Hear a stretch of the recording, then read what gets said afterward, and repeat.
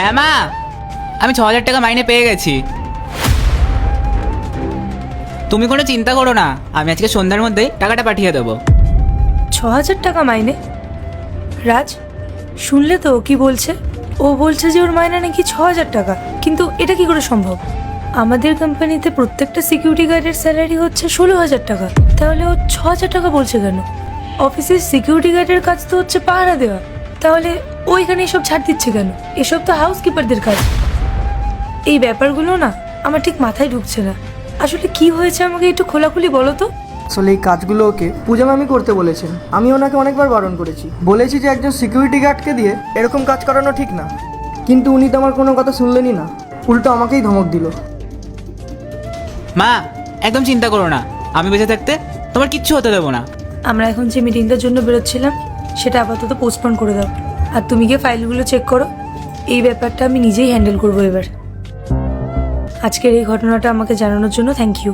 তুমি একদম ঠিক কাজটাই করেছো। এখন তোমার যা কাজ তুমি তাতে মনোযোগ দাও। আমার সময় মতো আমি তোমাকে ডেকে নেব। যাও। আর টাকাটা হাতে পাওয়ার সাথে সাথে ডাক্তারটাও দেখিয়ে নিও, একদম দেরি করবে না। ঠিক আছে, এখন রাখছি। গোপাল,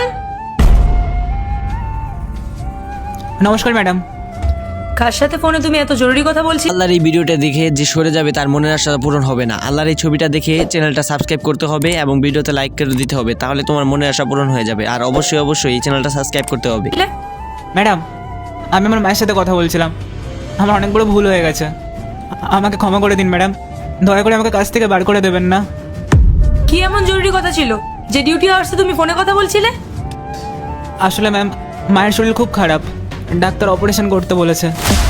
আজ মাইনে পেয়েছি তো, তাই মাকে জানাচ্ছিলাম সন্ধ্যাবেলায় টাকাটা পাঠিয়ে দেবো, যাতে ডাক্তারটা দেখিয়ে নিতে পারে। ম্যাডাম, আর কোনোদিনও কাজের সময় ফোনে কথা বলবো না।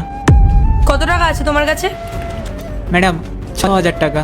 সবসময় কি তুমি এই মাইনেই পাও? হ্যাঁ ম্যাডাম, এটাই পাই। ঠিক আছে, টাকাটা আমাকে দাও। ম্যাডাম, এটা তো আমার টাকা, আপনি কেন নেবেন? মায়ের অপারেশনের জন্য টাকাটা তো আমি বাড়িতে পাঠাবো। আর যখন আমি ফেরত চাইছি তখন তোমার এটা আমাকে ফেরত দেওয়া উচিত। দাও।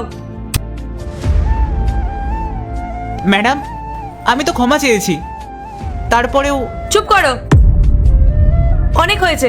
আর একটা কথাও না, আমি যখন ডাকবো তখন আমার কেবিনে চলে আসবে।